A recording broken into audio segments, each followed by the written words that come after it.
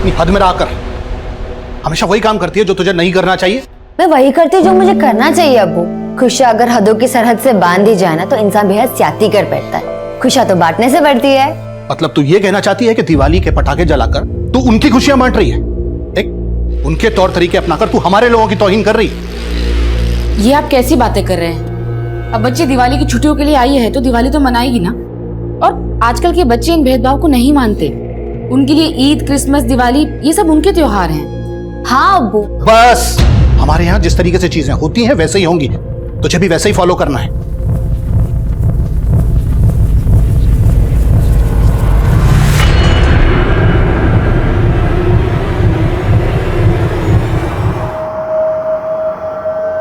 तुम्हारे अब्बू नहीं है यहाँ, फिर भी हिजाब पहना हुआ है।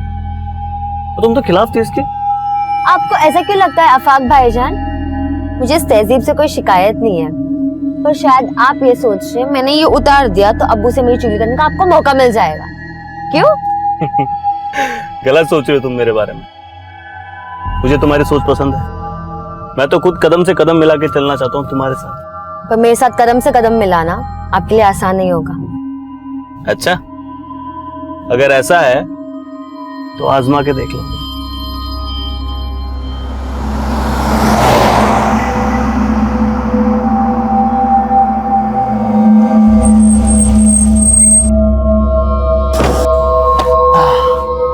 चलिए, अल्लाह हाफिज। अच्छा, सिर्फ किताबों में सर मत खपाना, ये जिंदगी उससे भी ज्यादा दिलचस्प है।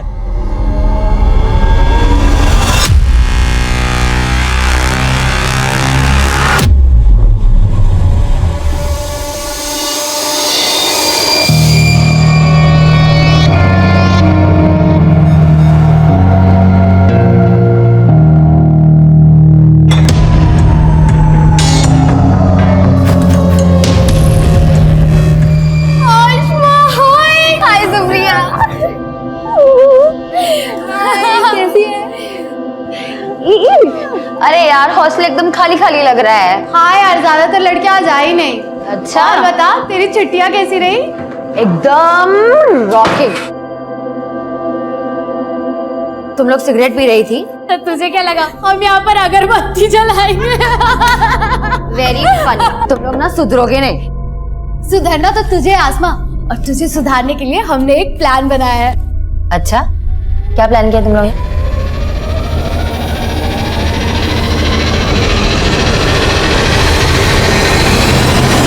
पंखे की आवाज इतनी तेज थी, हमें सच में नहीं पता चला कि आसमा के साथ इतना सब कुछ हो गया।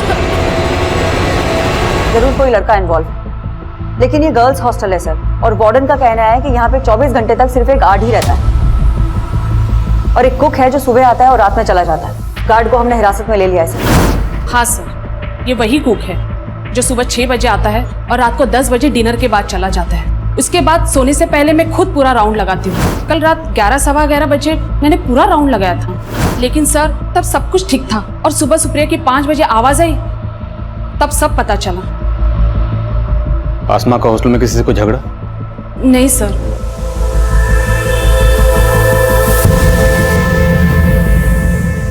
कल शाम तक हॉस्टल में कोई भी लड़की नहीं थी सर, तो ये भी हो सकता है कि कोई पहले से ही हॉस्टल में जाके छुप गया हो, और जब कल लड़कियों ने ज्वाइन किया तो ये कांड करके भाग गया।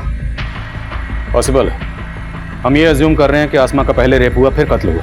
अब सच क्या है ये पोस्टमार्टम रिपोर्ट बताएगी। हॉस्टल का कोना कोना स्कैन करो और सबकी हैंडराइटिंग के सैंपल्स लो।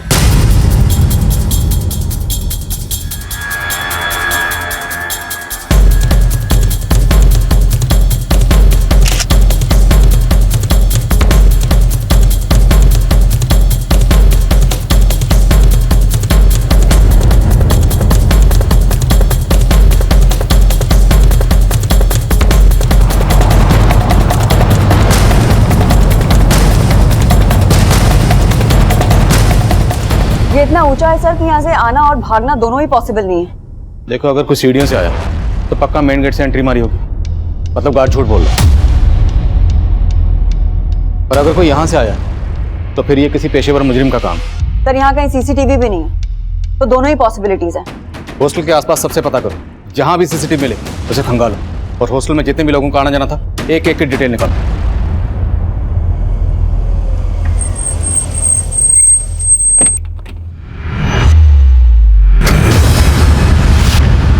भैया हुआ क्या है?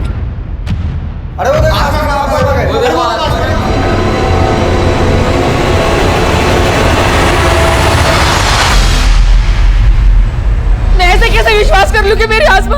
आप बैठिए मुझे कुछ नहीं पता, मुझे एक बार मेरी बेटी को दिखा दीजिए प्लीज, मुझे एक बार मेरी बेटी को देख लेने दीजिए ना मैडम। मैम आप बैठिए प्लीज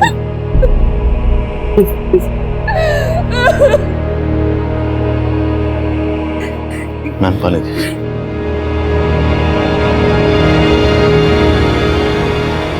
देखिए आसमा की बॉडी को हमने पोस्टमार्टम के लिए भेजा है। मैं वो सब कुछ नहीं जानती, मुझे बस एक बार मेरी बेटी से मिल लेने दीजिए, एक बार। देखिए मैं समझ सकता हूँ एक माँ के नाते ये वक्त आपके लिए आसान नहीं है, पर मैं आपको बताना चाहता हूँ कि आसमा की बॉडी हालात तो तेरी अम्मी से भी नहीं मिलते हमारे, फिर भी निभा लिया ना। तू तो बच्ची है हमारी। वाह फूफा, अस्सलाम वालेकुम फूफी। आज ये आसमा चुग गया या जमीन पे रह के आप भी आसमा छू बैठे? अफाक भाईजान, अफा की तरह जलना तो आपकी फितरत है ना? जब देखो अब्बू और मेरे बीच में आग लगाते रहते हैं।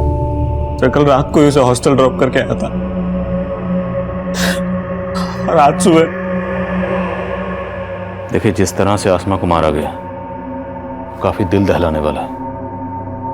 ये जरूर किसी ऐसे शख्स का काम है जिसकी आसमा से गहरी रंजिश रही होगी। तो क्या आसमा ने कभी आप लोगों से इसके खिलाफ कुछ कहा था? नहीं सर, उसने कभी कुछ ऐसा नहीं बताया।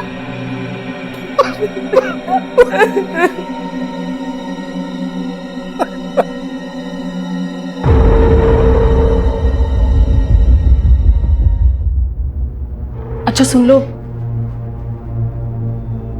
आई होप तुम समझ गई हो कि मैं क्या कहना चाहती हूँ। Yes ma'am. डोंट वरी, मैं तुम्हारे साथ हूँ, मैं सब संभालूंगी। अच्छा अब तुम जाओ।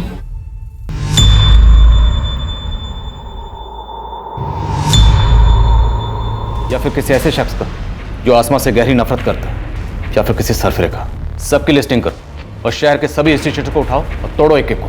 आसमा रेप और मर्डर। मैडम मैं आपको सब कुछ बताना चाहता था, लेकिन वार्डन मैडम ने रिक्वेस्ट की थी कि मैं रमन भाई के बारे में आपको कुछ भी ना बताऊं। रमन कौन है? वार्डन मैडम का छोटा भाई, उनका अक्सर हॉस्टल में आना जाना और वो कल रात भी आए थे। उनका हॉस्टल में दीप्ति नाम की एक लड़की से अफेयर है। रहता कहाँ है वो? सर मैं तो सिर्फ दीप्ति से मिलने गया था सर। सर आसमा को तो मैं जानता ही नहीं हूँ, मैं कसम से बोल रहा हूँ सच, मैंने कुछ नहीं किया सर। अगर तुम्हारे भाई रमन ने कुछ नहीं किया तो गार्ड को उसका नाम लेने से मना क्यों किया? मैं डर गई थी मैडम, मैं अपने भाई की हरकतों से परेशान थी, लेकिन मेरा यकीन कीजिए उसने कुछ नहीं किया। आप चाहो तो वो दीप्ति से पूछिए, उसने कुछ नहीं किया। सर मेरा कोई अफेयर नहीं है रमन के साथ, वो मुझे परेशान कर रहा था सर। पहले उसने मुझे प्रपोज किया था सर, मैंने तो वो वहां से चला गया था। उसके बाद क्या हुआ मुझे नहीं पता सर। सुबह मेरी नींद शोर से ही खुली थी सर। मैंने वार्डन मैम को रमन के बारे में बताया था, मगर वार्डन मैम ने मुझे चुप रहने के लिए कहा। मुझे नहीं पता रमन ने आसमा के साथ कुछ किया या नहीं। तो दीप्ति की तरह तो आसमा के पीछे पड़ा होगा। तुझे लगा दीप्ति नहीं तो आसमा? नहीं सर ऐसा कुछ नहीं है सर, मैं दीप्ति से प्यार करता हूँ। मिलने दीप्ति से क्या होगा, लेकिन आसमा ने तुझे देख लिया, वो शोर ना मचाते इसलिए तूने उसे चौराहे पे दिखती है। अब एक ऐसा रेपिस्ट जो छायापुरी मैगजीन पढ़ता है, उसको ढूंढना तो समुद्र में सुई ढूंढने जैसा है। लेकिन ढूंढना तो पड़ेगा। ठीक है साहब, आप बोलते हो तो कोशिश करके देखता हूँ। हेलो, हाँ बोल। सर गार्ड और रमन दोनों वहीं अटके हैं, लेकिन उनके फुटप्रिंट का साइज क्राइम सीन पे मिले फुटप्रिंट के साइज से मैच करता है।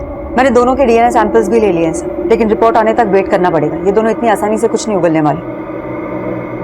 क्राइम सीन से हमें जो आसमा का फोन मिला था उसे अच्छे से स्कैन करो, उससे हमें कोई ना कोई क्लू जरूर मिलेगा। मैगविन सर, हमें सर हमने हॉस्टल के आसपास के सारे सीसीटीवी खंगाले। क्राइम वाले दिन हॉस्टल के पीछे की तरफ एक कार वहां के सीसीटीवी में कैप्चर हुई थी। सर मैं वहां की फुटेज लाया हूँ। लेकर सर इस गाड़ी का नंबर विजिबल नहीं है। मैंने इस गाड़ी के बारे में आसपास के लोगों से पूछताछ की, लेकिन पहले किसी ने भी इस गाड़ी को यहाँ नहीं देखा। सर सस्पिशियस बात यह है ये गाड़ी रात को 1 बजे यहाँ आई, इस गाड़ी में से कोई उतरा और फिर अर्ली मॉर्निंग वापस आया। जिस डायरेक्शन में ये गाड़ी गई है उस डायरेक्शन के सीसीटीवी खंगालो। हो सकता है वहां के किसी सीसीटीवी में इसका नंबर कैप्चर हुआ। Okay sir.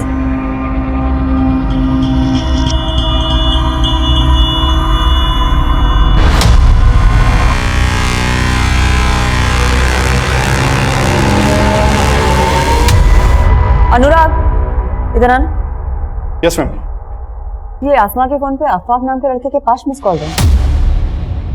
मैम अफाक तो आसमा का कजन है जो आसमा के पेरेंट्स के साथ आया था। अफाक ने आसमा को 5 बार कॉल किया, लेकिन आसमा ने एक भी बार रिसीव नहीं किया। लेकिन बाद में आसमा की अपनी मदर से बात हुई है। ये चक्कर क्या? आसमा के पेरेंट्स से दोबारा मिलना पड़ेगा।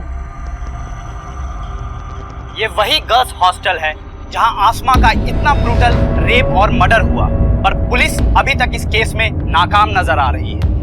अब अफसोस करने का क्या फायदा? वक्त रहते अगर आसमा के पर काट दिए होते तो यह दिन नहीं देखना पड़ता। चारों तरफ इज्जत का कचरा हो रहा है। आपको अपनी इज्जत की पड़ी, अपनी बच्ची का कोई दुख नहीं। दुख है मुझे, इसीलिए कोस रहा हूं तुझे। एक नहीं सुनती थी मेरी। पता नहीं वहां किस लड़के के साथ चक्कर चल रहा था उसका। वहां उसके साथ इतना कुछ हुआ और आप उसको ही...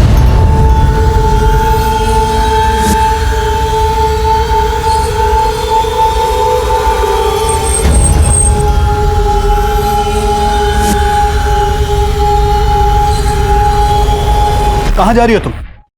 मुझे अपनी बेटी को इंसाफ दिलाना है और आपको ये साबित करना है कि मेरी बेटी गलत नहीं थी। गलत वो था जिसने मेरी बेटी के साथ...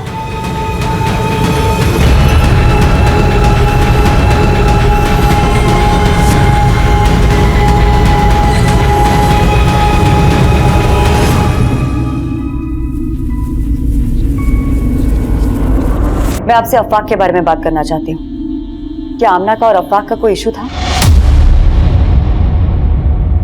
कैसी बातें कर रही हैं मैडम? भला अफाक का आसमा से क्या इशू होगा? देखिए, मर्डर वाली रात को अफाक ने 5 बार आसमा को फोन किया था और उसने एक भी बार उसका फोन नहीं उठाया। और उन 5 मिस्ड कॉल्स के बाद उसकी बात आपसे हुई थी। क्या बात हुई थी?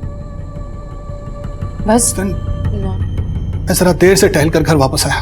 इन्होंने बताया था मुझे लगा रात काफी हो गई है, इसलिए अगले दिन फोन करूंगा ये सोचकर सो गए हम लोग। लेकिन ऐसी क्या बात होगी जो वो आपसे ही करना चाहती थी?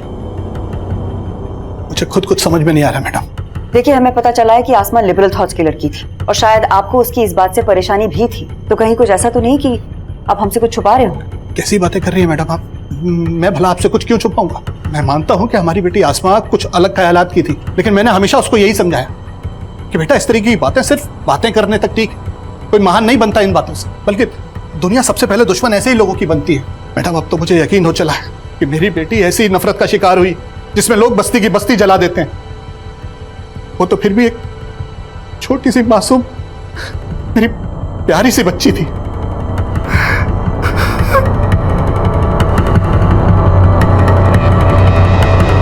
ठीक है, मैं आता हूं।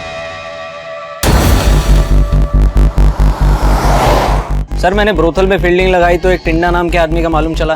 कौन टिंडा? ये आदमी है साहब। ब्रोथल में काफी आना जाना है इसका। काफी वहशी है ये आदमी। वो टिंडा है ना, दिमाग से एकदम सटका हुआ है। जो भी उसके साथ जाती है ना, उसका हालत खराब कर देता है। एक नंबर का जानवर है, जानवर। आप एक बार देख लो, हो सकता है ये वही सनकी आदमी हो जिसे आप ढूंढ रहे हैं। आसमा के पेरेंट्स से अफाक के बारे में बात की? सर, वो अफाक पे कोई शक नहीं जता रहे और अफाक से मैं खुद मिली थी ये जानने के लिए कि उसने उस रात आसमा को इतने सारे कॉल्स किए क्यों थे। मैम मैं उसे हॉस्टल छोड़ के घर आया तो ऐसे ही कॉल किया था, ये जानने के लिए कि सब खैरियत है कि नहीं। लेकिन उसके साथ कुछ ठीक हुआ नहीं और उसने तुम्हारे कॉल्स भी रिसीव नहीं किए। क्यों? पता नहीं मैम, मुझे लगा सो गई होगी। लेकिन तुम्हारे मिस्ड कॉल्स के बाद उसने अपनी अम्मी से भी बात करी, लेकिन तुम्हें कॉल बैक नहीं किया। कोई ना कोई वजह तो होगी ना। कहीं को छुपा तो नहीं रहा तुम हमसे?